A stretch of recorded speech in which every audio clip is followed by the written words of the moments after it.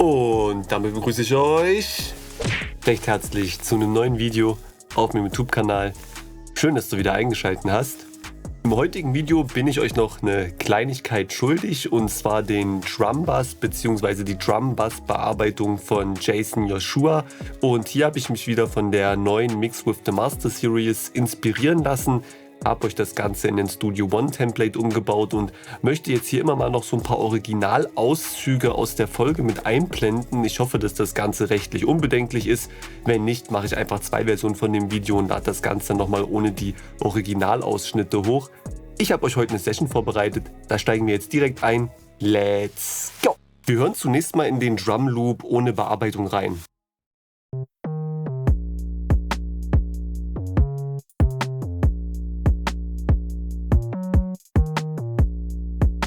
Also das Soundkit klingt schon mal relativ gut. Es fehlt jetzt nur noch ein bisschen der nötige Druck, der nötige Punch und vor allem so ein bisschen Body in den Drums, um die ordentlich nach vorne im Mix zu holen. Das Ganze werden wir jetzt mal probieren mit der Chain umzusetzen. Die Chain von Jason beginnt mit dem A-Bass von Waves. Das ist ein Plugin, mit dem man Obertöne und Saturation erzeugen kann. Und er nutzt den Frequenzbereich standardmäßig zwischen 50 und 80 Hertz, je nachdem, wo die Kernelemente der Drums sitzen. Persönlich habe ich mir das Ganze jetzt so angeeignet, dass ich nach dem A-Bass, das quasi liegt auch in seiner Kette, den Shadow Hills Mastering Kompressor nutze. Und er nutzt diesen Kompressor eigentlich nur als Gain-Match-Indikator, um zu schauen, ob seine Drums richtig gelevelt sind, weil hat er in den Shadow Hills Mastering Kompressor ungefähr 1 dB Gain Reduction, ist es bei ihm so, dass im Gut Particle ungefähr noch 5 dB Headroom zur Verfügung stehen. Davon kann er dann quasi ausgehen, dass das Gain Matching in seiner Mixing Session stimmt. Und ich habe mir das Ganze auch so ein bisschen übernommen. Ich level ja meine Drums vorher auch. Und sollte dann noch ein bisschen Headroom sein in meinem Shadow Hills Mastering Kompressor, dann ziehe ich diesen Intensity-Knopf hier so lange auf, bis ich ungefähr bei den 1 dB Gain Reduction liege. Ich zeige euch das Ganze mal.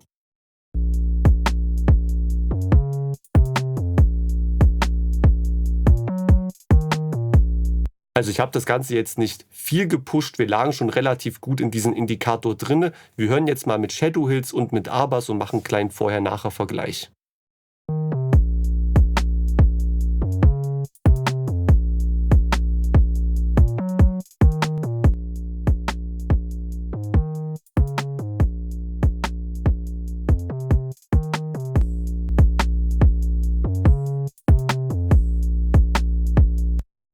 Das Ganze bringt schon unfassbar Körper und Volumen in die ganze Geschichte. Also das ist schon Wahnsinn. Bei dem Shadow Hills gehe ich jetzt nicht auf jedes einzelne Setting rein. Macht euch gerne einen Screenshot davon oder schreibt mich an, dann schicke ich euch das Preset zu. Das ist aber eigentlich so das Standard-Setting, das er verwendet. Das Einzige, was ich noch ein bisschen deutlicher betonen möchte, ist, er nutzt hier unten bei dem Typen den Steel-Type.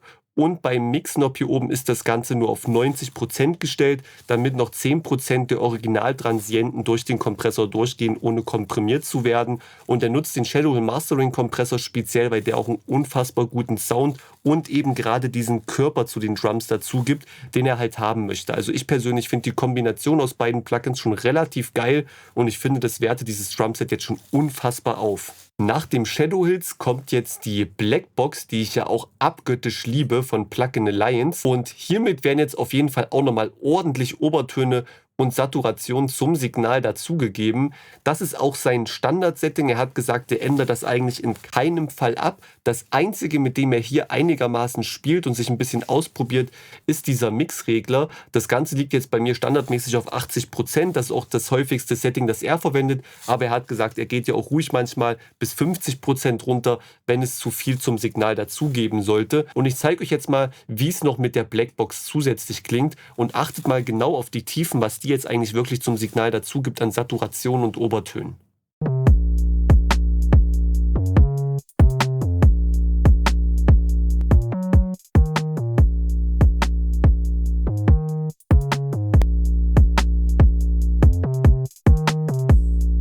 Also das ist schon wirklich gewaltig, was die Blackbox hier ausmacht. Ich nutze die eigentlich auch hauptsächlich auf meinen Drums oder auf meinem Bassbus, wenn ich den separiert habe. Jetzt habe ich den Bass hier quasi einmal mit in den Drumbus reingeschickt, sonst habe ich das ganz gerne auch separat. Aber dieses Plugin holt ungefähr das Signal von ganz hinten im Raum einmal direkt in your face nach vorne. Das ist wirklich Wahnsinn. Jetzt habe ich mir mal ganz kurz ein bisschen Platz auf dem Display gemacht, um die nächsten Plugins aufzumachen. Danach nutzt er standardmäßig das Gate von Pro Tools. Das habe ich natürlich jetzt in Studio One nicht. Das hat den Hintergedanken, dass die Saturation, die er dazu fährt, natürlich auch so ein gewisses Brummen verursachen kann, durch die Emulation, die es natürlich verbaut hat. Und dieses Brummen möchte er jetzt wieder ein bisschen rausfiltern, dass das Signal einfach ein bisschen cleaner ist. Und dafür nutzt er ein Gate, das jetzt quasi genau dieses Brummen abfangen soll und einfach so reduzieren soll, dass man das eigentlich gar nicht mehr wahrnimmt. Ich habe jetzt standardmäßig euch in mein Preset einfach mal das Smart Gate reingehauen, weil ich zurzeit finde, dass das eigentlich neben dem Pro G von FabFilter das präziseste Gate ist, das es gibt. Ich habe das jetzt in meiner Session nicht verwendet, wollte euch aber ganz kurz sagen, dass es in seinem Preset mit drin ist und dass er es auch auf jeden Fall verwendet. Deswegen ist es jetzt drin. Ich bypasse das Ganze jetzt aber erstmal an der Stelle. Danach hat er den Pro Q drin und nutzt den eigentlich jetzt so, um noch unangenehme Frequenzen rauszucutten. Das Ganze ist natürlich jetzt wieder abhängig von eurem Signal, ob ihr das braucht oder nicht. Ich kann ja mal ganz kurz anmachen und wir hören mal, ob das dem Signal gut tut oder eher nicht.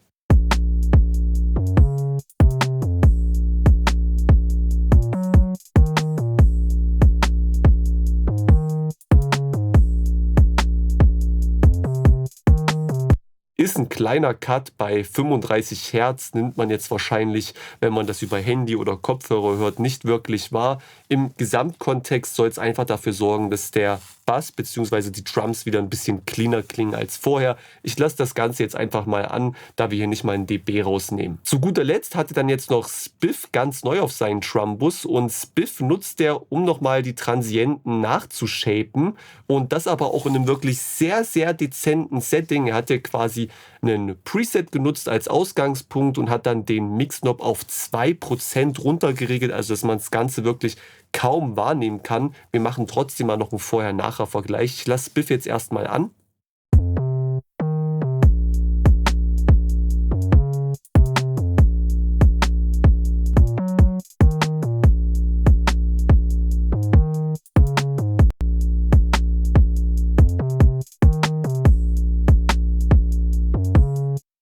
Also ihr seht, das Ganze macht eigentlich im Höhenbereich am meisten und deswegen klingt der Sound allgemein ein bisschen snappier als vorher sozusagen.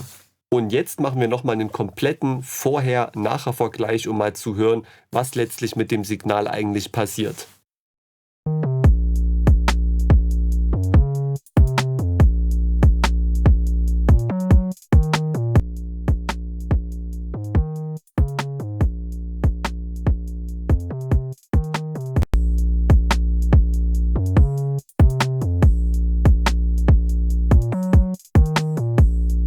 Also das ist Wahnsinn, was diese Kette eigentlich für ein Volumen erzeugt und das Ganze wirklich immens aufwertet. Selbst wenn man jetzt nicht wirklich viel Ahnung vom Mixen hat, allein der Indikator mit dem Shadow Hills Kompressor und dem A-Bass und dem Standardsetting der Blackbox mit dem Mix-Knob kann man, glaube ich, auch als Laie schon relativ viel einstellen, um den richtigen Sound zu finden und vor allem seinen Drumbass aufzuwerten. Deswegen lege ich euch das wirklich wärmstens ans Herz, das Ganze einfach mal auszuprobieren. Ich habe das jetzt so in einer Studio One Preset-Kette gespeichert. Ihr könnt mich da gerne jederzeit anschreiben, dass ich euch das einfach kostenlos zukommen lasse. Ansonsten haut mir doch bitte einfach mal in die YouTube-Kommentare, was ihr von dieser Chain haltet, ob ihr das Ganze auch so umsetzt oder ob ihr gegebenenfalls andere Plugins habt, die ihr dafür nutzt. Ich wüsste jetzt zum Beispiel nicht, wie ich die Blackbox ersetzen sollte, da die so einen einzigartigen Sound letztlich zum Signal dazu kreiert. Schreibt mir doch ruhig mal in die Kommentare, ob ihr da Ideen habt. Ich habe sie ja zum Glück. Ansonsten wünsche ich euch viel Spaß beim Ausprobieren der Kette. Schreibt mir doch auch gerne noch mal in die YouTube-Kommentare, ob euch das Konzept so gefällt, dass ich vielleicht von der Quelle, wo ich meine Informationen beziehe, immer mal so ein paar Originalclips mit einfließen lasse. Dann würde ich das vielleicht zukünftig für die kommenden Videos auch so übernehmen. Ansonsten wünsche ich jedem von euch morgen einen richtig guten Start in die Woche. Vielen Dank fürs Zuschauen. Ich freue mich auf die nächste Woche, auf das nächste Video mit euch. Bis dahin, euer Jeff.